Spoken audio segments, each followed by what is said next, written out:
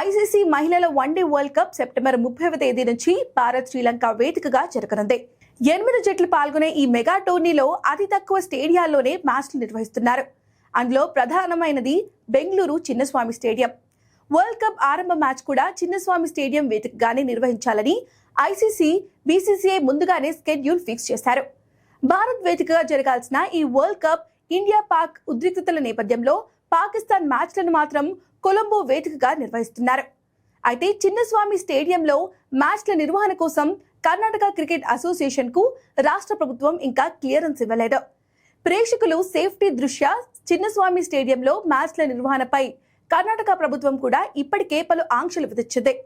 తాజాగా మహారాజా cup T20 టోర్నీని కూడా Karnataka cricket association Chinnaswamy stadium నుంచి మైసూర్కు తరలించింది. ICC one day world cup September 30 నుంచి నవంబర్ 2వ తేదీ వరకు భారతదేశం వేదికగా జరగనుంది. బెంగళూరులో ఆరంభ మ్యాచ్ తో పాటు మరో 3 మ్యాచ్లు కూడా నిర్వహించేందుకు ఐసీసీ ఇప్పటికే స్కెడ్యూల్ ఖరారు చేసింది. అయితే ఐపీఎల్ విజయోత్సవ ర్యాలీ అనంతరం అభిమానులు ప్రాణాలు కోల్పోవడంతో మ్యాచ్ల నిర్వహణపై ఇంకా స్పష్టత రాలేదంటూ నివేదిక చెబుతోంది. అయితే ఈ టోర్నీలో Australia, England, south Africa, New Zealand, Bangladesh, Pakistan, Bharat, Sri Lanka జట్లు పాల్గొంటాయి.